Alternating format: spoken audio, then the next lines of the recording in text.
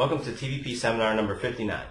Today's seminar is part 2 of a 2-part series called City Systems. It is 23 minutes long and is followed by 45 minutes of Q&A using the Google Hangouts. If you'd like to get involved with the Venus Project, please visit the website www.thevenusproject.com. There is even a section called Get Involved. Thank you and enjoy the seminar. By using a new type of paint, or if you call it paint, or coating, by using a new type of coating, you can change the color of the building by turning a dial, the interior and exterior. That would be based upon individual preference and association with colors. If colors stimulate people to work harder, do a better job, then buildings will be utilized color as the technique. If food of a different color pleases the person more so psychologically, they digest food better. If it's colored to meet their approval, those systems will be used. Whatever system works will be used. You talked about before the little beads. Do you want to describe that? Or? No. All right. Well, yeah, you did that at one of the lectures, No, remember? I don't need to give the detail of that. Okay. We will use a prism effect, essentially. That will tell some people how to work it.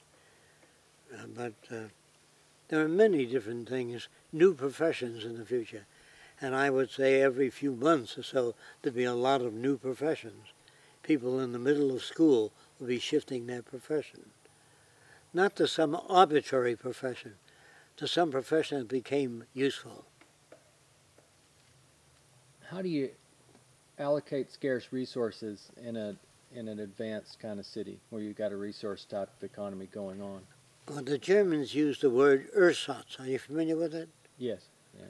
They had developed, they didn't have access to a lot of resources, but they did have a lot of good technicians, and they had a lot of labs. And they told them what was lacking, and they told them at the labs what they required of new materials. And we had a shortage of those materials that respond to those requirements. Can you come up with anything else that can do that? You have to give those assignments to different labs. Material development. In other words, let's say we ran out of steel, or Swedish steel, which is very perfected. Then maybe some branch of carbon fibers might replace that. You understand what I mean? Different research in different areas can replace almost all materials. Whenever you have a shortage of anything, it isn't the shortage, it's the characteristics of the material, not the shortage. You want a material that's strong, flexible, and doesn't fatigue or crack. You name and specify what you want. It's the characteristics of the material, not the material. Do you understand that? So in the future, engineers will be trained in terms of what are the characteristics needed, not what I think is needed. What are the characteristics needed? Did I answer your question, Joel? Well, that's good, but assuming that can be done. Now, if we have a resource that we're simply unable for some period of time to replace, how do we allocate that resource meanwhile until that's addressed? I would say on the macro and microscopic level, we will examine materials and identify what the word strength means, what the word bond means. Bond means that a very rigid material, when you drop it, tends to break like glass. That's rigid. That's called a rigid bond. A rubber band has a loose bond between the molecules. They can be pulled apart, but if you get beyond a certain distance, they snap. So you have to know what is bond, what is strength on the microscopic level. And then you work on the microscopic level to put those characteristics into your new materials. After all, they're only characteristics. So if you know what they are, but if you don't know what elasticity means, what rigidity means, if they're just words, you can't innovate. Do you understand? If you look at a thing under a microscope and you see particles attract each other a certain distance, you go beyond that, they let go. That's called the elastic limit. If you begin to use language like that, you have the methods of investigation built in. But if you use, we need a stronger material, that tells you nothing. We need material with a flexible bond. Sometimes we want it to stretch, sometimes we don't want it to stretch. How much stretch? How much yielding? How much bonding? In other words, once you start getting specific, you know what you're looking for. A lot of people think scientific research is going into a lab and finding the answers. No, it's stating the problem. Do you understand what I'm saying? What is aberrant behavior? Behavior that destroys or hurts the direction of society. Identify that type of behavior. Then there's a whole list of behavior that hurts society. And then what type of society or what type of behavior is useful to society. You have to identify it, not only identify it, show how it is useful. In other words, the more accurate the descriptive system, the more accurate society. And if you live in a primitive society where language is still evolving, you got a long way to go. It isn't that there'll be English majors in the future. There'll be linguists that understand language needs a physical referent in order to talk about things. You talk about the characteristics of a material, not, I like that material, it's good, it's strong, it's desirable. That tells a person nothing.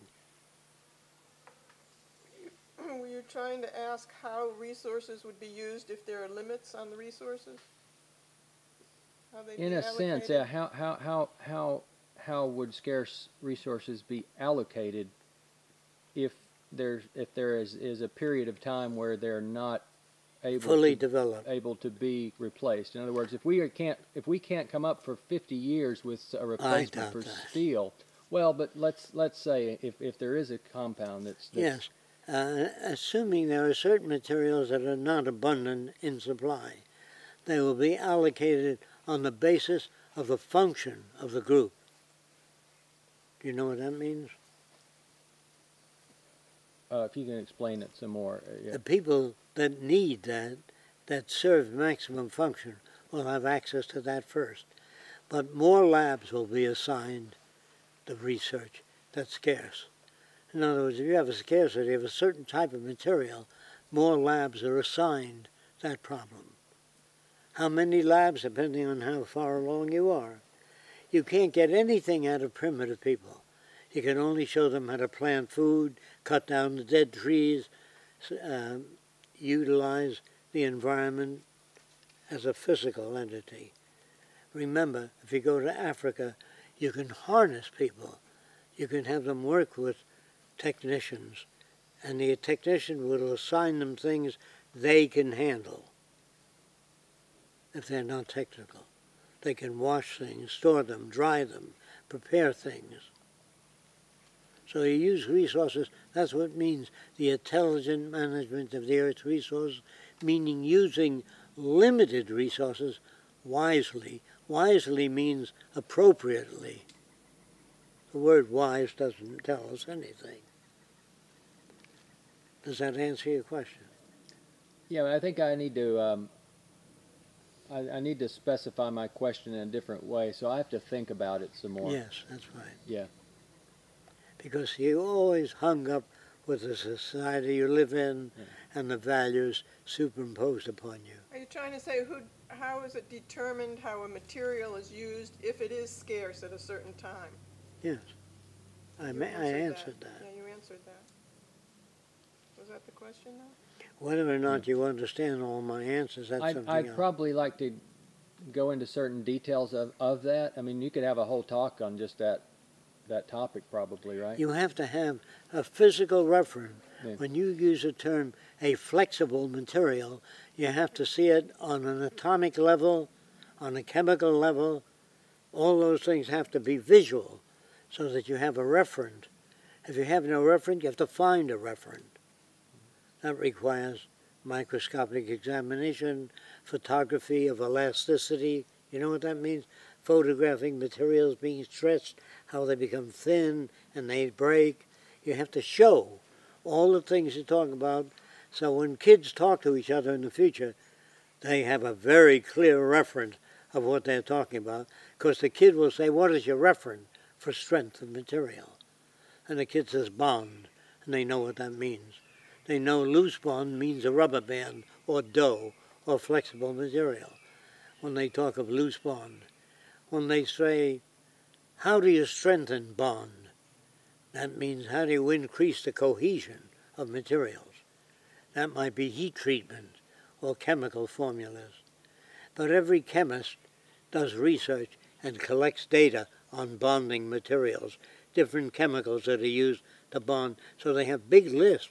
So when you have a research lab, you can consult with the chemist and say, what are your reference for physical bonds? And they'll give you a whole list, which are additional tools. What if materials don't have a strong bond? Can you increase their bond, their attraction? And you know where to look for that. Don't forget, people know where to look for things. Today they go to the library and they look under human behavior. And many of those books are not about human behavior. They're about the results of environment upon behavior. Do you want to change your view a little bit more?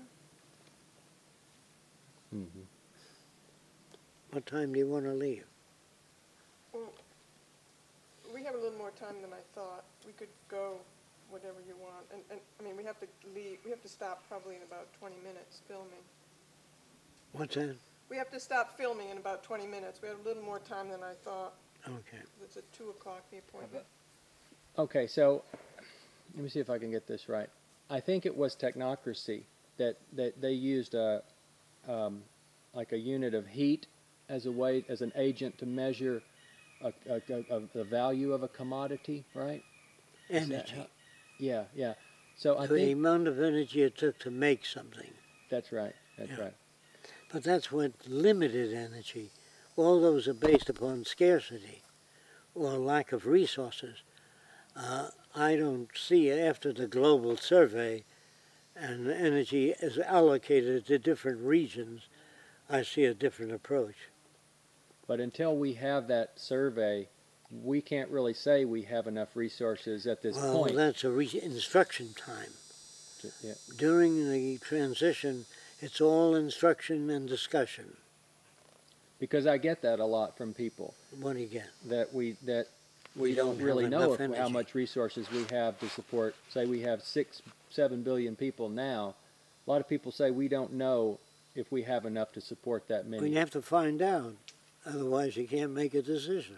I usually tell them within this paradigm we probably don't. Yes, Within what we're in now. sure. So, If you can state the problem, you're pretty much halfway through. But if you can't state the problem, you can't solve it either.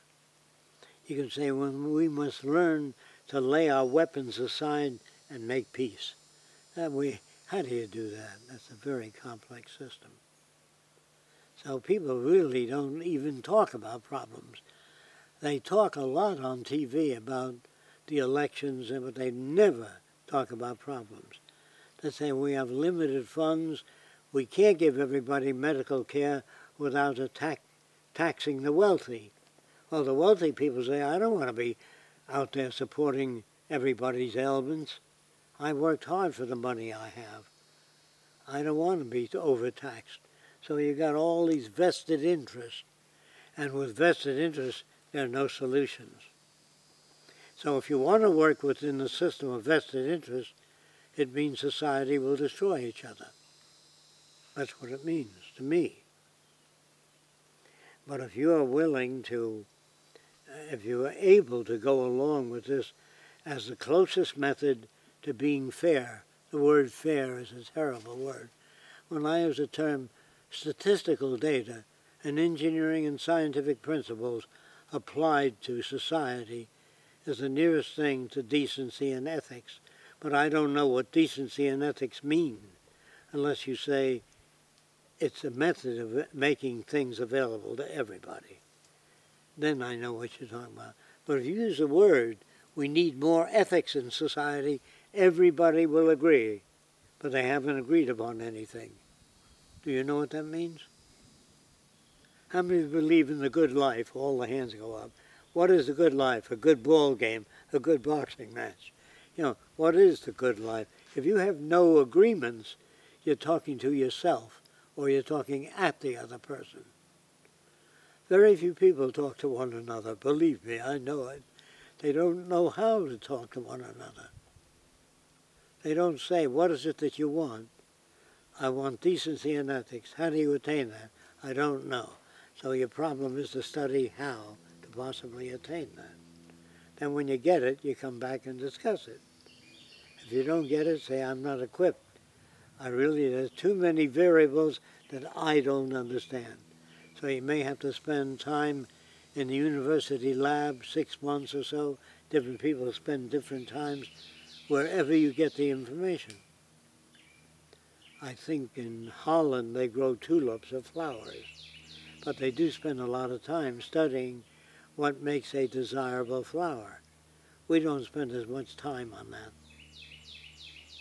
We spend more time on nutrition and health and knowledge and how to present ideas, and the method selected will be how well the system works. If you've got a method of presenting things to kids and it works very well, we use that method. If it doesn't work too well, we use some other method. It's how well the system works that determines which method is used. Do you think you understand? Okay. This is the Venus Project City Systems, right? This is, our topic is talking about the city, right? Well, I'm talking about many different Is there any way aspects. you could touch on waste disposal or necessary for recycling, maybe water conservation? With the advent of nanotechnology, we can make one material into another material. How about before that? Well, then we'll use the best we can, whatever is known at the time. Well, That's all you can do. how is the waste? You know, during the war, World War II, the gun factories could not turn out enough guns. Did you know that? To train soldiers? So they made dummy guns out of wood. The whole gun was made out of wood. And they all did right shoulder arms, maneuvering of a gun with wooden dummy guns. And that's when you don't have enough to go around, you use substitute materials in whatever way you know how. That's the only thing you can do.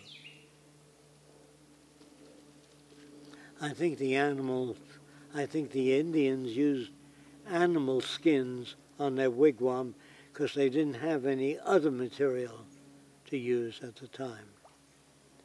But there's no options. In the future, there's vinyl materials, there's masonite, there's all kinds of materials that can be redesigned and fabricated and do new ways. So we have many more options today. The more technology is advanced, the greater the options. You'll have to put this out on the web and let me know what kind of reactions you get. Remember, there are people that will listen to these tapes. I'll repeat myself. There are people that will listen to these tapes but only draw from certain regions of it. They can't draw from all regions of it. So what can a person extract from the information you put out there? By the nature of their questions, I will know what they're drawing from. I can't know that. I can only make assumptions. Do you understand what I'm saying? No matter what you say, people will not hear every word. They'll hear what they can hear. It's the questions that they ask that tell you what they extract. If a person says George Washington was the greatest president, you have to say, tell me 4 things that he did. They usually don't know one thing he did. Do you know that? I've tried it. Whenever they say Roosevelt was a great man, what did he do? They can name more things that he did. CC camps, transit camps, projects like Boulder Dam, Tennessee Valley Authority. They use the unemployed to build vast projects because that would be the cheapest time you can do that. Do you understand? So when a person says Kennedy was a great president, you'd have to specify, did he conserve resources? What did he do? And most people do not know how to do that. They like him because he was a nice guy. He waved to everybody. He had a nice smile, too. A very congealing kind of smile. And I like his choice of clothing. And his wife was a very pleasant person. Well, if I met a very unpleasant person that increased the agricultural yield by 50%, that's a very important guy. Whether his personality is pleasant or whether he never smiles is not important. Do you understand? The ability to extract that which is important. If a guy makes safer airplanes and he's short and fat, that has nothing to do with it. As long as he makes safer airplanes, we want that guy. So we no longer have beauty contests, as you understand, or the best dressed person in America. I don't know if you know they used to have that. They still do. Adolf Mancho was considered the best dressed person in America. He was a movie actor. They have so much crap out there. Deciphering the crap is a big problem, too. What is crap? That which benefits one person at the expense of all the others. That's why I use the word crap. Okay.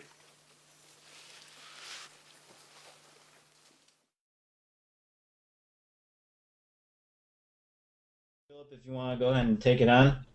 Yep. All right. First question. Is there any concealed problems when changing a society from a static to a dynamic system?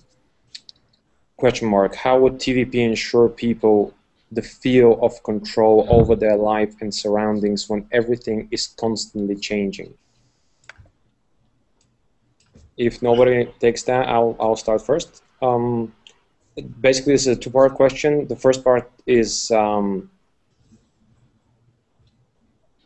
there any concealed problems? Yes, the concealed problems is not enough preparation. And I would go so far as to actually say where that is. That is in chapter 5, page 24, paragraph 3, where Jacques is talking about rapid change.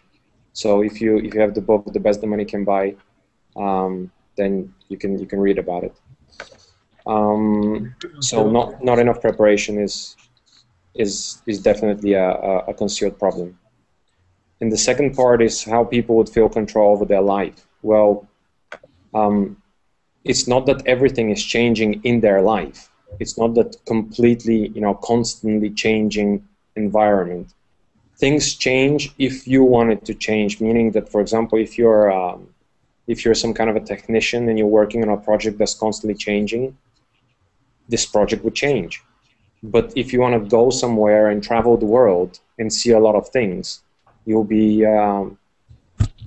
changing the environment, but technically your life wouldn't be changing. If anybody wants to add to that. Yeah, I would like to add another thing. It says the problems when society change from static to dynamic system.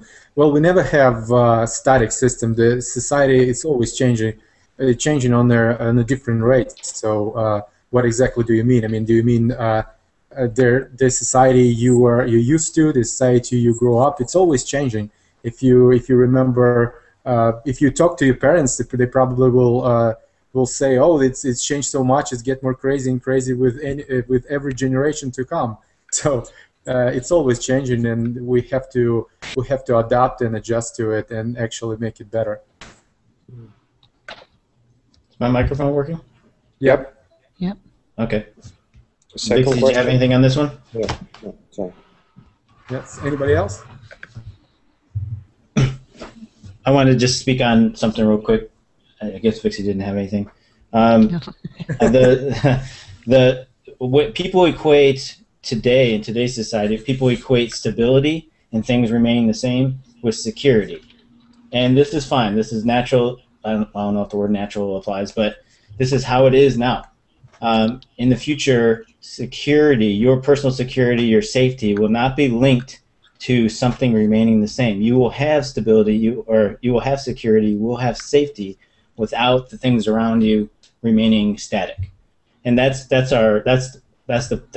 the disconnect with this question. You know, it's a very good question, but I think it's because right now we link our own personal safety and our own personal security to stability, and that doesn't have to be. That's my point. Right. Okay, second question. What method would be used to distribute resources that are inherently scarce, such as radio frequency spectrum or desirable real estate, such as beaches? I would like to take this one, if I may. Oh, you beat me to it. Okay, yes, go ahead. Okay, well, seeing as somebody said to me I didn't say very much last week, the first part of the question I think has been answered already in the video that we've just seen. It's the characteristics that is needed, not the actual thing in itself. It's what makes it up that we need. So substitutes would be looked for.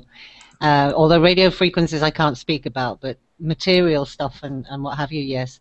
And then as for things such as wanting to live by the beach, this is very much a concept that we have now of the holidays. You know, oh, I'm going to go to the beach for my holiday, and it's a very desirable place to go because I live in the middle of nowhere and there's no beaches. And so it's a kind of a mental,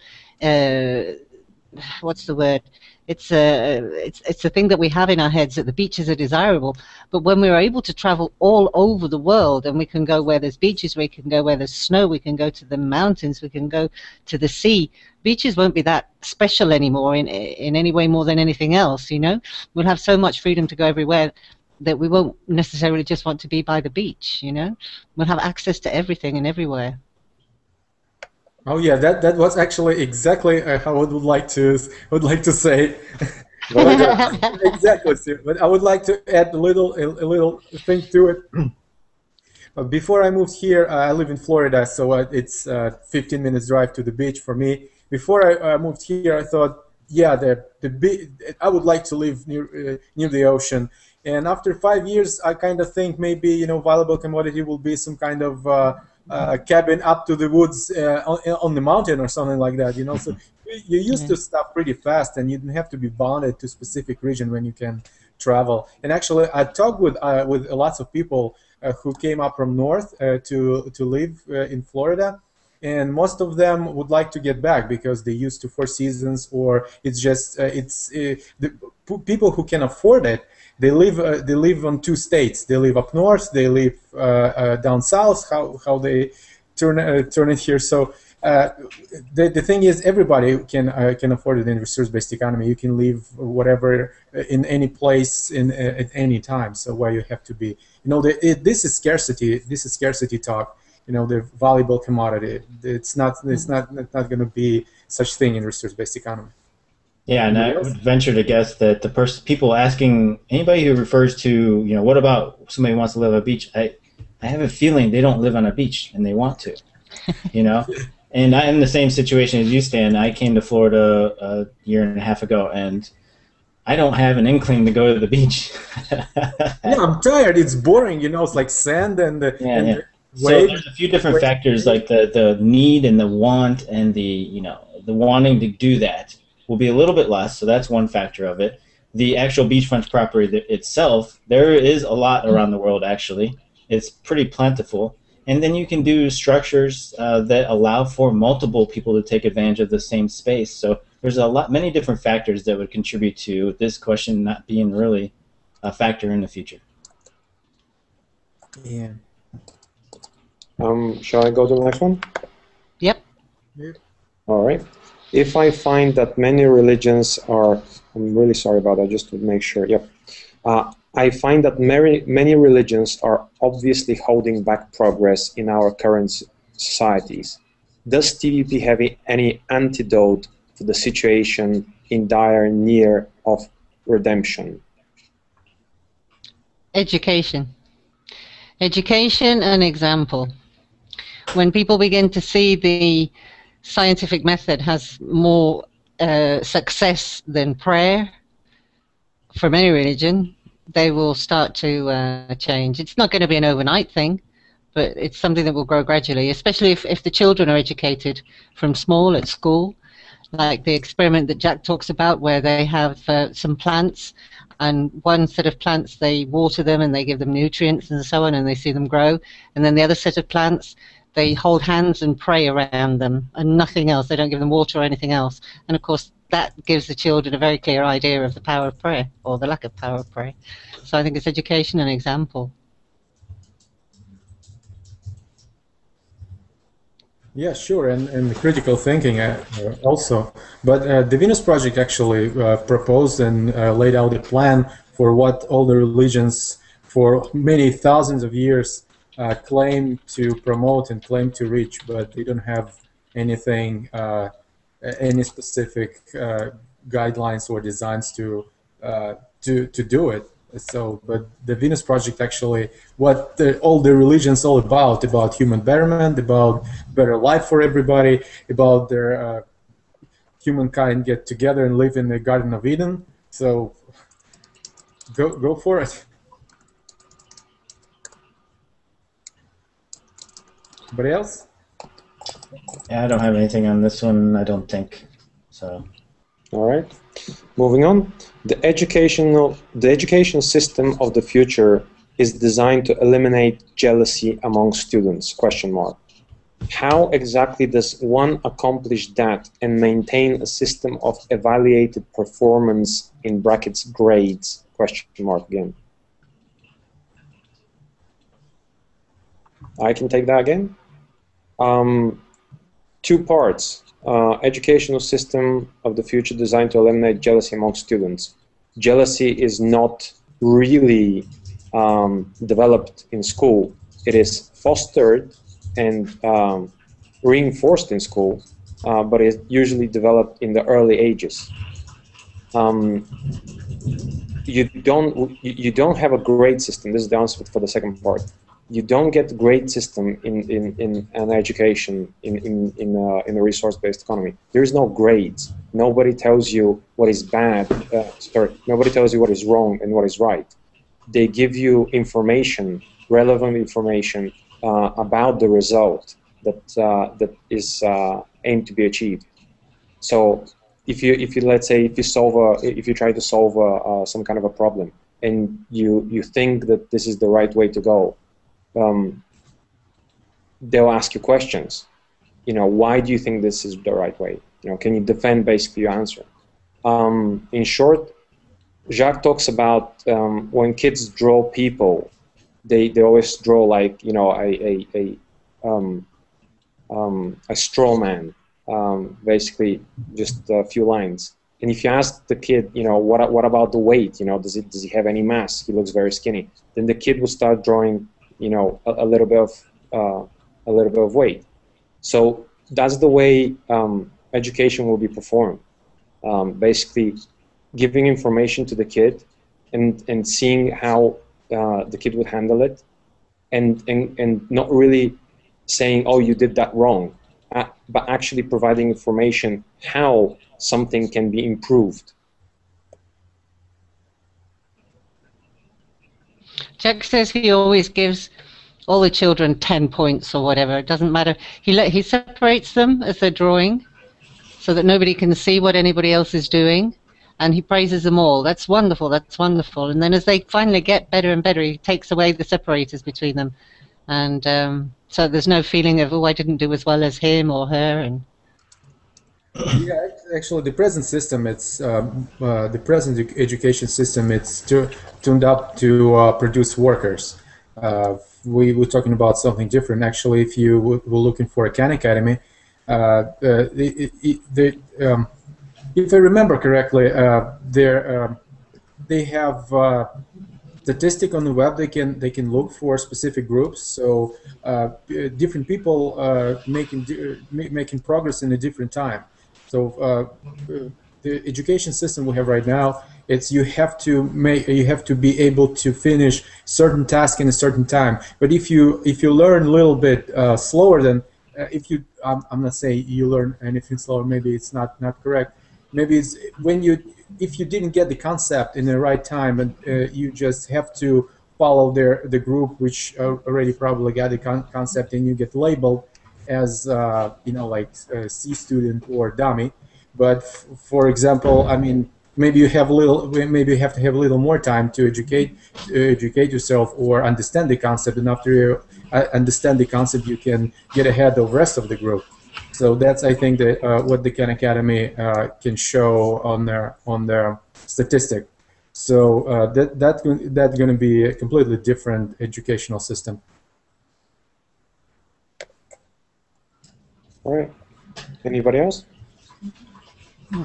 Sorry, I'm a bit distracted with noises around me and a storm that I don't know what's going to happen. So, we'll see. We'll hope to continue seeing you here. All right. Next question. Give me 1 second on this question. Education. Yeah. Well, as with anything, there's many factors, and I've had better answers to this question than I have right now. But self-assessment is a really strong methodology. The way Vixie was talking about how Jacques was teaching his drawing students is a very effective way. But right now, our system, not only is our system designed incorrectly and flawed as a result of the past few hundred years of education system, but it's very dependent, if not all dependent, on money. And that leads to 30 to 40 students per one teacher, and that is also a flaw in the system, whereas students can benefit from a much better ratio than that. And in the schools that actually, the high-end schools that you'll see, the real difference is actually the teacher-to-student ratio, not the content, not the accolades or what they're wearing. That's the real difference is student-to-teacher ratio. And right now in our system, that's dependent on money, and scaling back of money makes that ratio much worse. Therefore, our education system becomes worse. So another root cause of bad education would be money. Sorry, go ahead. I'm okay with that. Anybody else, or should we move on? All right. Next question. Yeah, just would suggest if you I will suggest if you would like to find out about this student success I mean, about the different way of education. Google Khan Academy founder talk online education success. So he actually describes how students in different environment they learn differently, and how you can develop actually a lot better.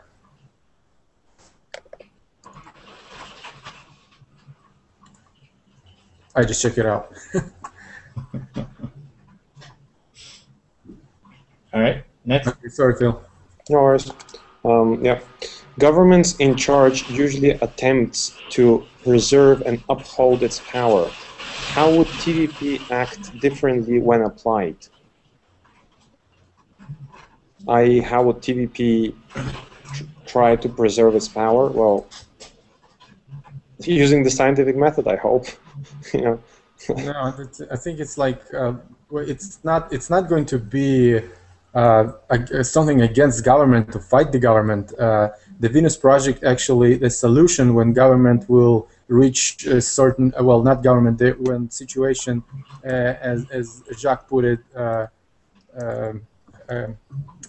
What's the term to use? Biosocial pressures. When biosocial pressures will be on certain level, the governments will turn to solutions, and the Venus Project is a solution. It's not something to be against government. We actually not advocate any overthrow of the government or revolution or anything like that, or any type of violence, or we not uphold anybody. We're not against anybody. We're just trying to prevent solution. That's what Jacques says all the time. How would TVP act differently when applied? How would TVP act differently if somebody were to, if they need to preserve and uphold their power? I just don't see, they're not equal. They're not the same thing at all.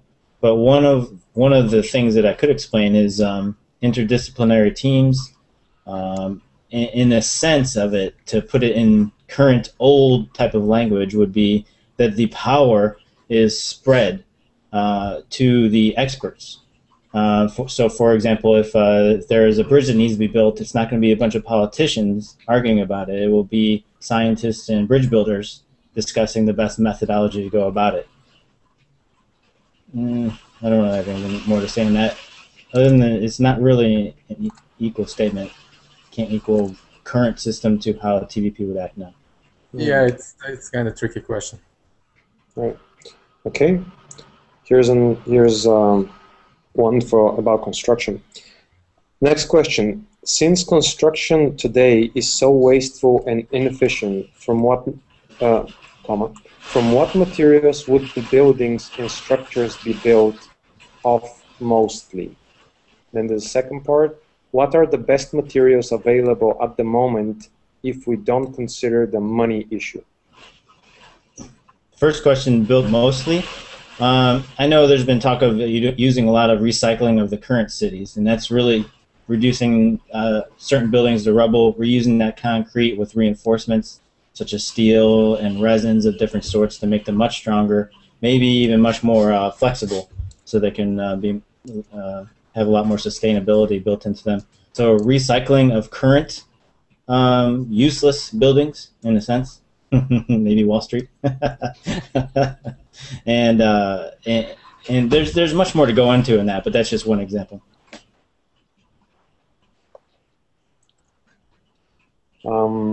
Right. Next one. Now there was another part of the question I didn't know if somebody else wanted to answer it. What are the best materials available at the moment if we don't consider the money issue? Oh, I guess we cannot ignore the money issue. We live in the monetary system, and maybe you have materials, but they're so expensive, so nobody can even consider to use it in the construction. Well, this would be a question for the research team that would have a list of what the best materials available now are, whether or not there's money involved or not. Should maintain a list of what's the most strongest. Well, I have spreadsheet on materials, but I don't know. That's why I'm saying, it's some of them are very expensive. Like, so, for example, do you know that there's space shuttles?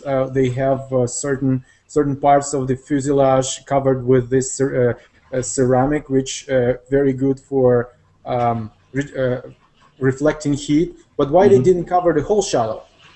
A little bit different angle go in an atmosphere, and at which would happen with this shuttle, which blew up and with all astronauts on board, because it was a small hole in the wing, and it get burned inside. Why they didn't cover whole shuttle? Because it's too freaking expensive. It's very expensive. Heavy. It's probably well, it's not. No, it's actually very light. But if you consider life of the astronauts and the whole shuttle, well, maybe like something a little bit. Safety should be on the first place. But it's hard to not to consider money issues, because now it's concrete is cheap, but maybe tomorrow I don't know. Nanomaterial, some kind of nanomaterial will be so cheap that we will just press the button and robots go and grow the building, from the nanomaterial, which graphene nanotubes. Yeah, whatever. It's just hard to pinpoint something.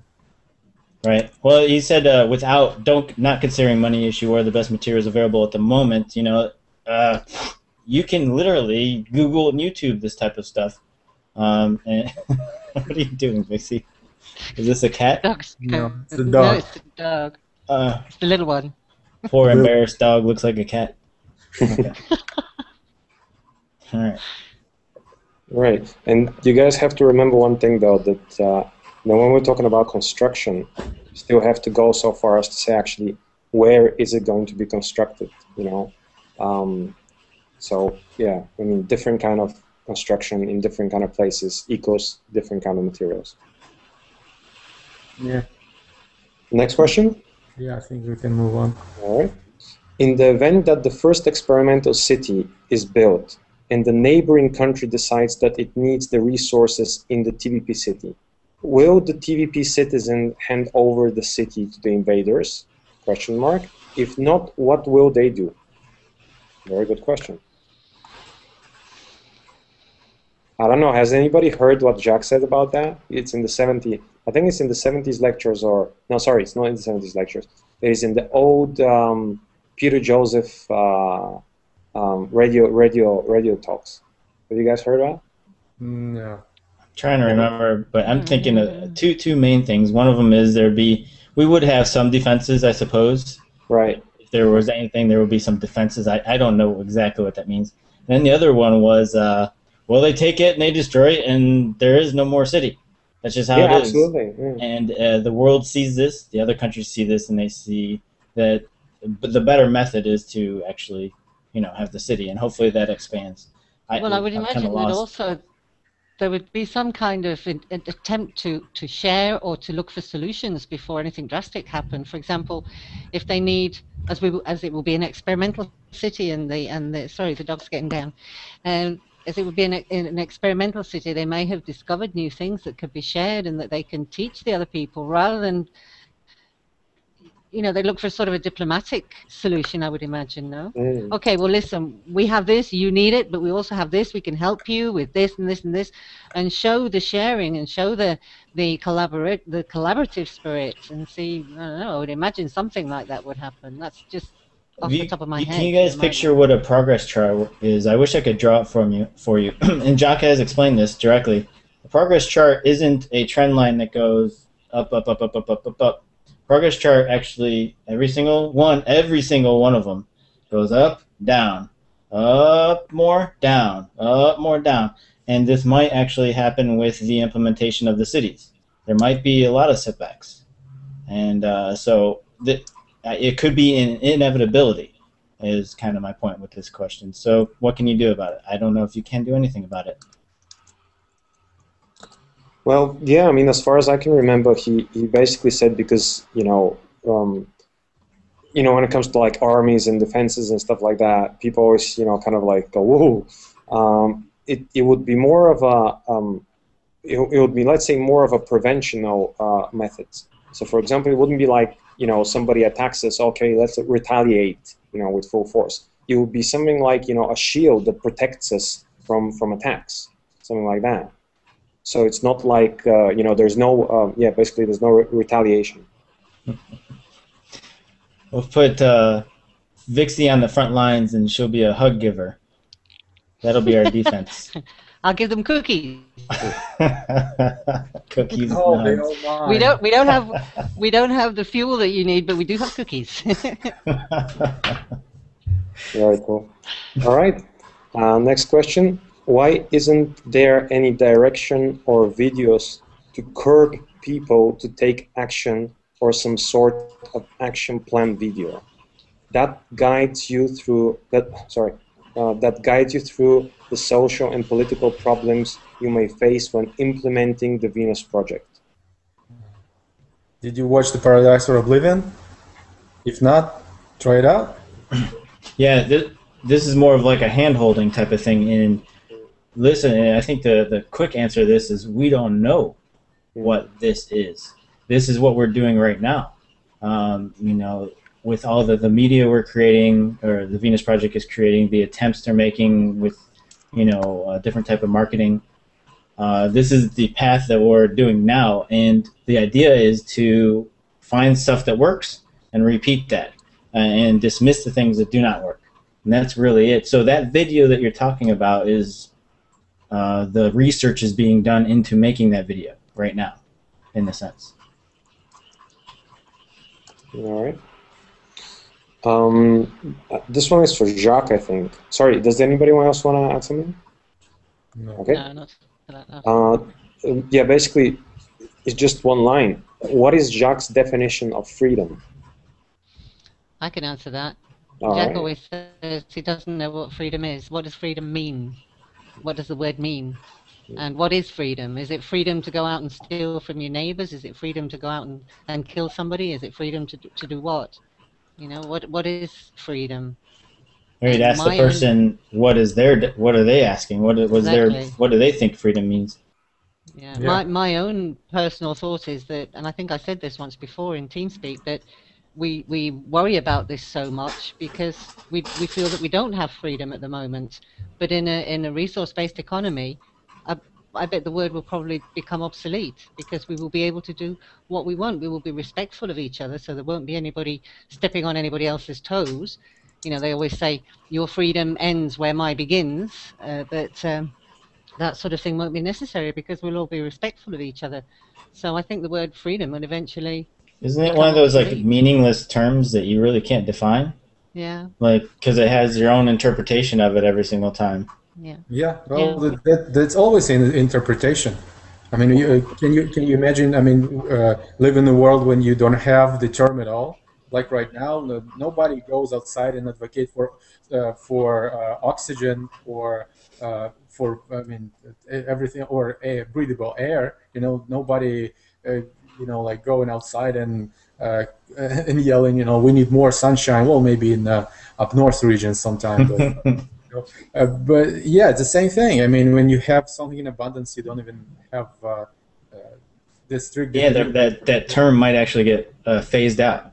Yeah. But when people ask this question, they're talking about is there freedom? Will there be freedom in the future? And maybe some allusion to free will.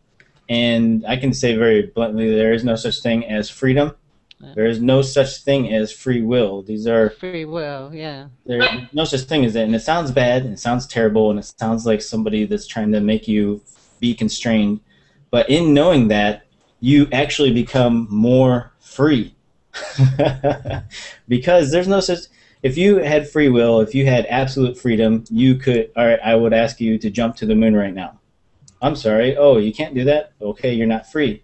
That's because you're constrained by the bounds of nature and gravity and that type of stuff. So you're not free in that aspect, and you're also not free to go around killing people because you're going to live in a social society most likely, and there are repercussions for doing that. So you're not free to do that, and the freedoms come imposed upon you all day, all night. So there's no such thing as freedom, and even in the best case scenario, you're still not absolutely free. You're still going to be bound by natural constraints, the carrying capacity of Earth, the amount of resources we have access to, the level of technology that we have at a point in time. But what we can say definitively is that in a concept such as a resource-based economy, you will have much exponentially more freedom than you do now. That's easy to say. Sweet. Yeah. Sorry. Next question. Today's amazing athletes, artists, engineers, and scientists were trained since early ages. In a RB, people can be professionals before reaching 16-year-old ? Yes. Yes. Yeah. Yes. The answer is yes. In a short sentence, you have 8 hours of work today, or school, 8 hours of sleep, and 8 hours of random stuff such as, traffic jams and basically, nothing. So imagine all this time, being kind of, presented to you and saying, well, here you go, here is this 12 to 16 hours that, they were lost in meaningless jobs or pretty much in traffic jams and stuff like that. Here it is. Do whatever you want with it. Yeah, every day. You guys agree with there's something that somebody says that you need 10,000 hours in something specific, and then you master it. Mastery requires 10,000 hours in a specific subject. And if what you just said is true, Philip, then it seems that humans in the resource-based economy would have more time to approach that 10,000 hours on a specific task. Therefore, the word professional in an RBE, can people be professionals before reaching 6? I don't know if there's a necessity for professionals, but we might want to seek out mastery in different areas. And it seems like if they have more time, then the propensity is that there would be more mastery. Well, if you're talking like that about it, it's not only time thing, it's educational technique. Maybe, something which right now takes you 5 years in the resource-based economy. It depends on the time frame, of course. It will take you a year or maybe 6 months, or maybe 2 weeks. So you don't know. It's just hard to answer these questions because it covers so many concepts. So the answer will be yes, they will. Maybe in today's society, without inundated with all the BS every day, and you're busy with doing other things, and maybe the information you get on your specific subject isn't accurate, that 10,000 hour number is super big. Maybe it could be lessened if the information you're studying is much more accurate, much more research, that type of stuff. So yeah, like if the education itself is much more efficient, maybe it doesn't take that many hours. Okay, this one is for you, Sean. I think you know that much about it. Why has TVP not joined Kickstarter to gather funds for their movie? I don't know. Andrew's actually the expert on this. He's answered it a few times, but it's something to do. It's not the correct format, or there's like a 3-month time limit, and in 3 months, how are we going to raise the sufficient amount of funds to really do that? And is this the method we want to do it? Do we want to be gathering money from volunteers, as opposed to what Jacques and Roxanne are really trying to do, is get inside a studio and have the studio fund it, which seems to be much more realistic. So Kickstarter might be a more efficient tool for smaller projects or lesser funding or shorter time frames. So I guess I did have an answer to that. Sorry. No. Basically, I just wanted to see if somebody else has also got the same bullseye from Andrew. So basically, yeah, it is the terms of the website that don't really fit to the idea. Cool. Next question, Jacques. Would it also be possible to turn the city center side out and have all the access centers on the perimeter of the city?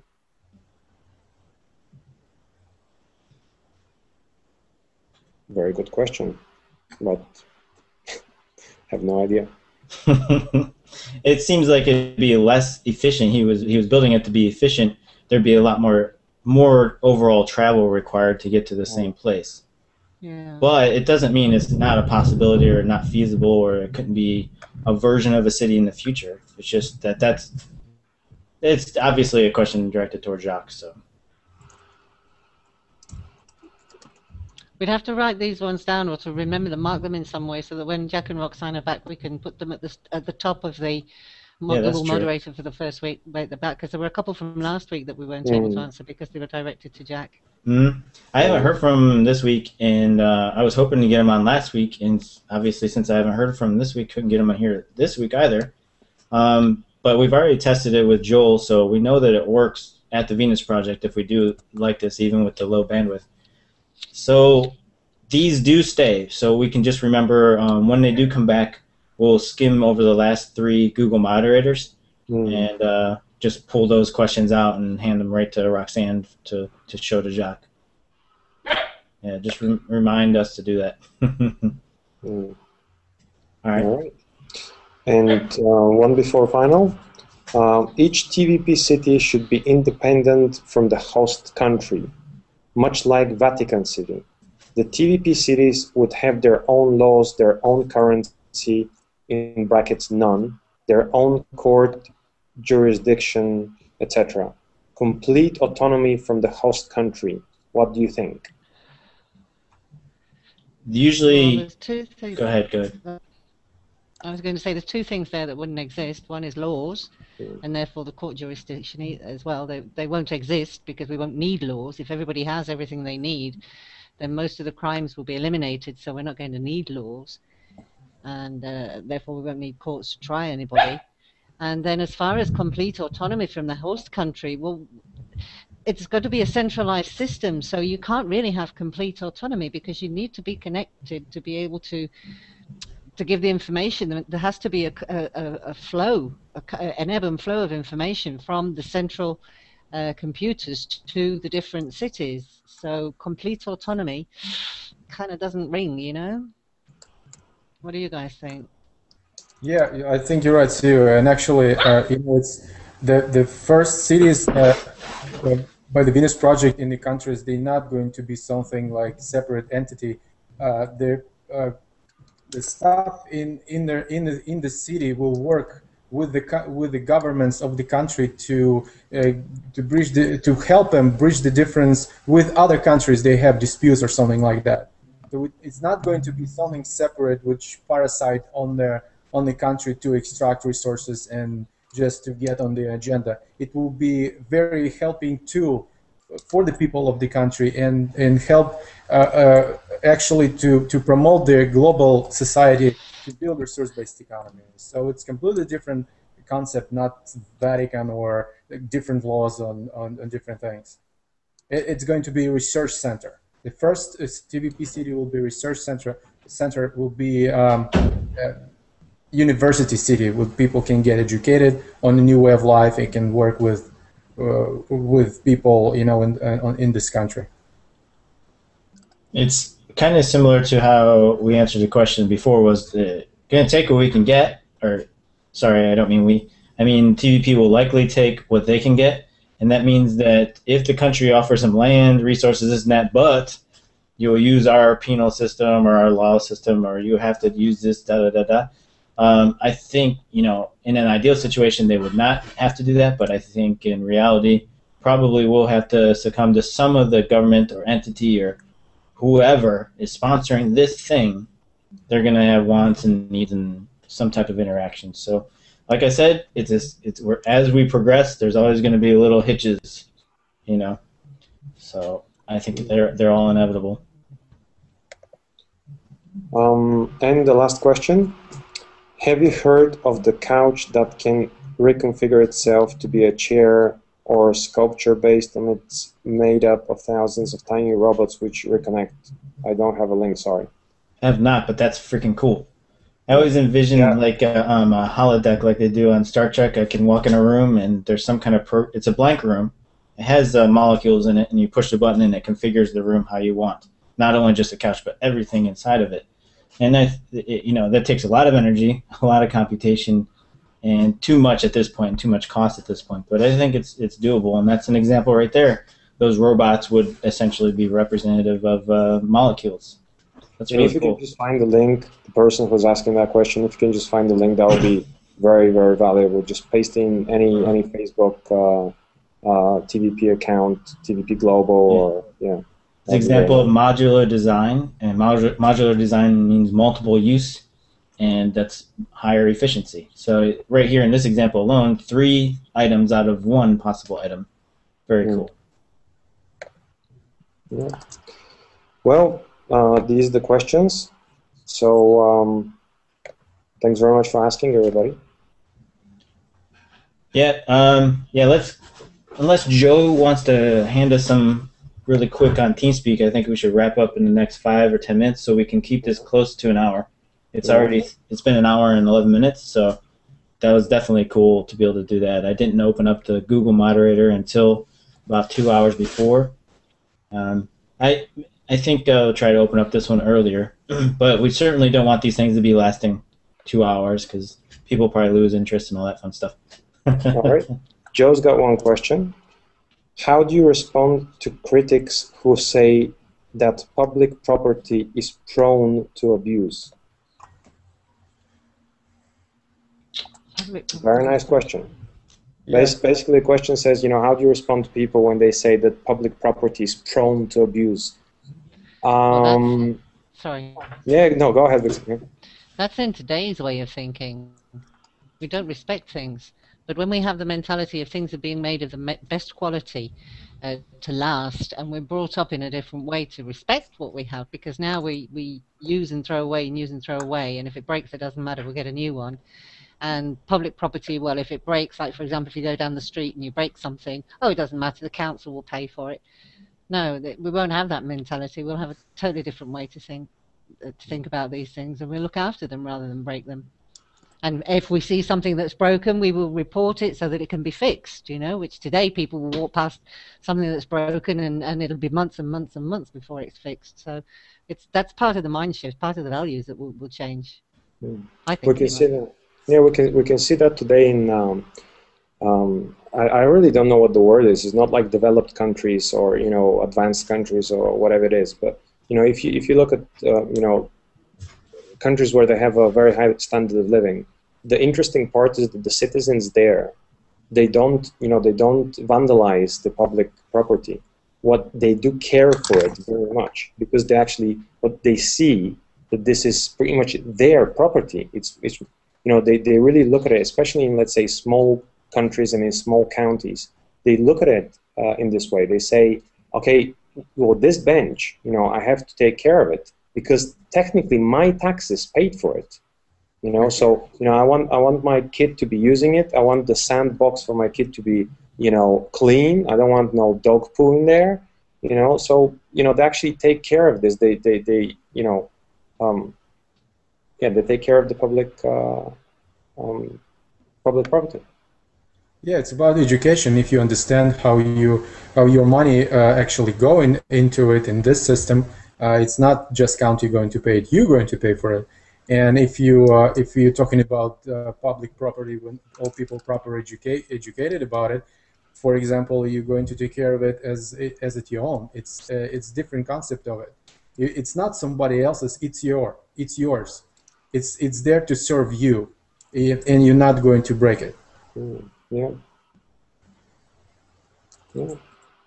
I think if when people are aware of everything that's going on in the world and everything's interconnected and they have access to this information on a daily basis, and they are educated to a point where they can actually comprehend it, then you can demonstrate to them. There's a bar chart, bar chart. This one, the higher one, is what we are doing technology-wise, advancing-wise, going to space, researching, and this is what the bar that it takes to us, our resources we're allocating to, like things like repair and fixing fixing items that get fucked up by people. Well, more items get fucked up by people. This goes up and this goes down, along with humanity's standard of living. And I think when people perceive, it's not going to have that direct of effect or that chaotic of an effect, but I think when people perceive that and know that it is true, then the likeliness of them vandalizing, abusing things will go down, because it will have a direct effect on them. Yeah, because if we're using cars, for example, we don't all have our own car. We call a car from the carpool and it comes along. We want that car to get to us in good condition, and the same we want to give it back in good condition so that somebody else can have it in good condition as well. So it's a mutual thing as well. It's respect for each other too. Yeah, and the more efficient we are all as humanity, the higher standard of living we end up having. Yeah. Absolutely. And that if you have that mentality with everybody in the world, it's just I think you have an amazing world happening. You really do. It'll take a while, but we'll get there. We're just starting. All right, so isn't it exciting to live on this time? So we on something, All right, let me wrap it up. One type, I gotta be the mean guy and wrap this stuff up. I'll redo this so it looks a lot better actually on the YouTube. But thanks to everybody for watching, and sorry for any technical mishaps. We'll try this again next week. We are testing other methods.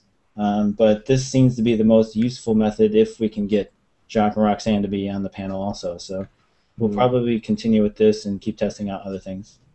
And another thing I would like to say, if something I think I can speak for everybody, is something that we said here, it's incorrect, or we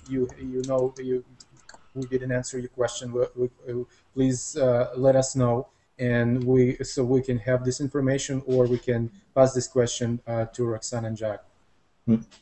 And somebody is gonna probably poke us and say, "All right, this is Philip from Bulgaria. This is Sean Hodgins from Florida now. Stan from Florida. Vixie from Spain. Hello."